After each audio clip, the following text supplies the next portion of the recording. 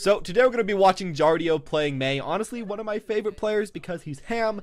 He goes for a lot of different weird flanks and stuff like that. And, you know, he is one of the only Mei players, so that's also a pretty cool thing about him. And I guess if you want to learn about how to play this character, he's a really, really good example. Anyways, we begin right here, of course, him immediately sniping the McCree around the corner. That's a really good example of what to do as Mei for the most part. If you're in the neutral where nobody's really doing anything, just the spam fest, shoot at the people at the high ground to either get them off of it or to maybe get a headshot at them and where you think that they might possibly go. Now, you won't always be correct and you won't always hit that headshot, but there's really no negatives to doing this, so we're going to be seeing him doing that quite a bit. As well, the second that he actually got the kill on the McCree, he immediately went in, immediately put down that ice wall and called his team to do it, just as well. That's what you should probably be trying to do.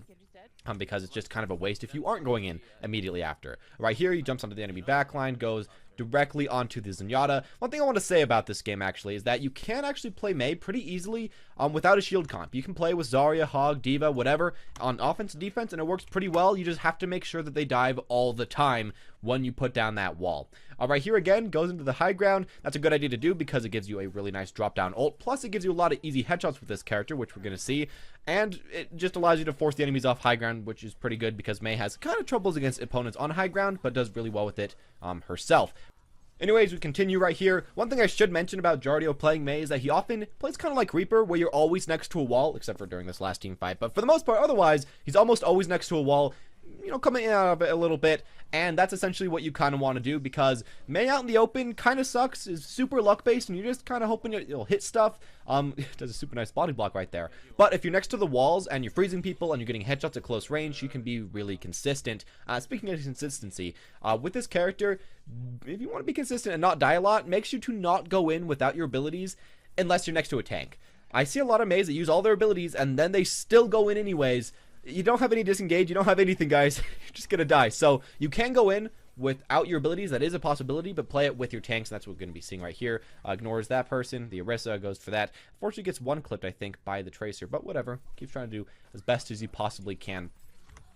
Here's something else that I should also mention about the icicle, the alternate fire. At far range, if the enemy doesn't know where you are, I think it's a good idea for the most part to try to just get an instant headshot with the icicle, to just try to go for them, maybe get a pick, anything like that. However, if you see the enemy and they see you at pretty far range and you're 1v1ing each other, I'd say go for neck shots, go for medium body shots, and just try to be more consistent with your shots, rather than get like that one really, really good headshot. Right here, again, he hides behind the enemies. Woodhawk walks directly past him. And that's something that we see him do quite a bit this game. Waiting for his team, hiding, and then flicking behind the enemies and getting a kill on them. This is a little bit tricky and a little bit cheesy, but especially on offense, you can do this okay. You just kind of have to wait for one of the opponents to maybe walk a little bit too far back. You wall them out, or you freeze them, or you do anything, and then you go for those icicles and you two-shot, headshot them. We're going to see this 1 second on a Zenyatta. I feel kind of bad for him, but, whatever. Gets the freeze almost, and then goes for the headshot. Of course, you don't have to completely finish off the freeze to go for the headshot, as long as they can't really move way too much. That's good enough, and that's what we see him do right there. They finally finish off most of the enemy team, and it works out really just quite well right there. Yeah, when he's 1v1ing, for the most part, he tries to go for icicles on offense. Otherwise, he tries to just freeze if he's next to his team. And I guess some final things about that offense that I thought was really cool is that when you do use your ice wall as Mei, if you split up more than 2 enemies, call for your team to go ham, because you're probably going to win that team fight if you have, the upper hand in the amount of people. Even if you don't technically have more people alive, if it's a 4v6 for like at least 5 seconds, try to get the most that you possibly can out of it. What a great edit, whoever did that. And I guess one final thing is that for most of his shots, he tries to be actually, tracking the enemy, looking out exactly where they're going. But when he actually presses that right click and has it, come out, he flick shots. So it's kind of a mixture of both and a little bit awkward, but that's how he seems to be aiming a lot, and it seems to be working for Mei. So I guess just, look at the enemy, track them while it's charging up, you right click, and then when it finally is about to fire, you flick. That seems to be working for him, and as well, he has kind of a little bit of a dank crosshair, so you could try to, I guess, copy that yourself if you want to do something like that. I got on defense, we see him going in, no shield tank, but it works out fine. You just have to make sure, again, that your team does dive in with you when you go in. And as well, with the wall, you can stall for quite a while to give your regular tanks that need just more healing than shields the healing that they do need. Unfortunately, misses E right there, but whatever. Keeps following up, keeps doing pretty well.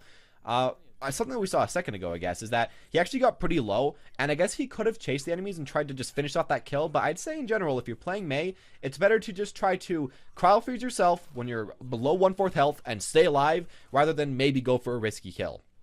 It's just the safer idea, and especially on defense, it's probably what you should be doing. Maybe on offense, don't do that, because offense, you kind of want to be more risky, you kind of want to take more, just wins from winning the point a single time, but on defense especially, play it safe, play it smart, and just kind of go like that as well. Against a lot of these tanks, he's just kind of spamming at the opponent's head, at their neck also, just doing whatever I was saying earlier.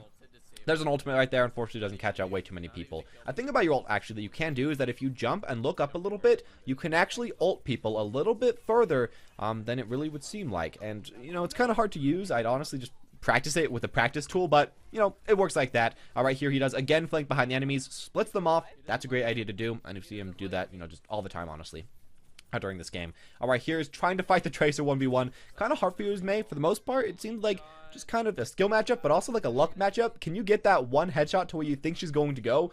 Maybe you can, maybe you can't. I wouldn't try to 1v1 Tracer too much as this character. While it is possible, I think it's much better for you to try to take it at like a medium to far range than a really, really close range.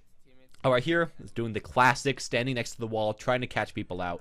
It is pretty obvious, but I mean, if you can get the classic cheese as Mei, why not go for it? Unfortunately, the enemies actually kind of know what's going on right here, so they play around it a little bit and go behind him, but since he has earphones, he can actually know about that and just jump up and try again to get behind the enemies and finally finish one of them off. Unfortunately, he doesn't get the Mora, but he does get the Ana, so it's essentially just good, and right here, they can continue to go in. He doesn't have an ice wall, so he can't really stop the enemies too hard, but now he does, puts it up. Unfortunately, I think it's picked off right here by someone, I think the Tracer maybe. But still, he did get that nice push and got a few picks, and that's really all you have to do on defense to just make so that the opponents can't go in for quite a while. And yeah, there we go with that, whatever. A thing that I guess I should also say is that during that fight, he actually didn't go for the ult too early.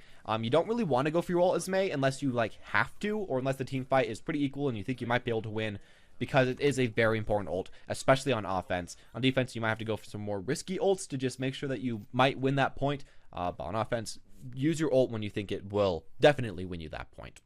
Right here again, trying to sneak behind the enemies, doing pretty well. A thing I should mention about his team comp right now is that, again, it is two kind of off tanks, or I guess two kind of tanks, whatever you want to call them. But as well, he's playing with a more consistent DPS, like a McCree. I think on defense that's important as Mei, because sometimes on defense it's just hard to be really consistent as this character, to consistently get kills. Often you can get consistent picks, like you can get a lot of your E's to just make so people get in really bad positions. But as far as actually finishing them off, sometimes you can't as this character, and that's just kind of how it works. So if you can, get a more consistent character with you. On offense, though, it doesn't matter as much. On defense, I think it's very important, but on offense, you can go with Hanzo, you can go with Genji, you can go with whatever. I don't think it matters. Just on defense, if you possibly can, try to get that. Right here, the enemy flankers, again, are diving onto the point. I think JARDIO often does against these flankers is just try to either shoot them with icicles or just freeze them a little bit. And even though he, he's trying to kill them, but even though he probably won't kill them, the fact that he's getting all their attention and forcing them back a little bit and wasting a lot of their time is honestly good enough. Another thing I should say is that whenever he ults, he actually starts to try to freeze them with his primary fire, because it makes them get frozen a little bit earlier, and especially if the opponents have a very important primary target that you want to kill, like a Mercy, you should do that instead of just trying to, icicle her in the head 1 or 2 times. Because it'll get rid of her ability to get out of there. So, I guess there's a kind of tip that you can try to go for as you are playing this character. Just 1 second, I'm trying to look at my tips. Here's something else that I guess I should say. Right here, he tries to actually go behind the enemies, go for a spawn camp. I think that honestly that can be a good idea to just hide behind them and try to get some kills. I think especially on defense, because you can often pick them off when they're not paying much attention. Unfortunately, right here, it doesn't work, but for many other times it does work. And especially with Mei, when you kind of have to play a character that's a little bit more jank, you might want to do some of that stuff a bit more often than you would with most other characters. Right here, we're going to see a classic Mei hold for as long as humanly possible. Now, other than just simply, of course, putting down his abilities and staying in the same place, he's trying to run around, get as much damage as possible, get his ult up as quick as possible, goes for that classic Mei E into a instant shift as soon as he possibly can so that he doesn't die. Actually, no, one thing I should say right there. He actually waits to take some damage because that will stall for a little bit more. Eventually gets his E back up, puts it up. Unfortunately, that Winston gets in, but then he ults, and it'll allow his team to hopefully win the next team fight. And there we go. It actually does. In situations like that, I think it's the best idea as possible to actually save your ult as long as you can. Because if you use it early, while you may be able to get one kill yourself, it won't really help your team when they finally get to the point. However, if you wait, for the longest time possible, it might help your team. So that's what he does, does pretty well right there, finally finishing them off. And I guess one final thing I should say is that if you can't actually freeze somebody, like an enemy tank or an enemy support or something like that, if you can't get them all the way frozen, it's okay. Even if you just get the slow on them, oftentimes that's good enough for one of your teammates to finish them off. So you should keep that in mind. Slowing people down with your ice is not worthless. I think a lot of people just kind of assume that it is because it's not quite as good as freezing them all the way. But don't think about it like that. Think about it as just something that's just an extra benefit. Just slowing them down, it's extra good as well. And finally right here, JARDIO and his team pushes up a little bit, finishes these guys off, and does whatever. Anyways, as always, guys, thank you all for watching. This is all I'm going to say about this gameplay. And overall, I think he does really, really well in this game. Does some, little cheese strats, but they work out well for him. And maybe you should try a few of those by yourself in the future. Anyways, as always, guys, thank you all for watching. Hope you guys enjoyed. Press subscribe or press that notification button if you want to see new stuff like this in the future. As always, guys, have a wonderful day.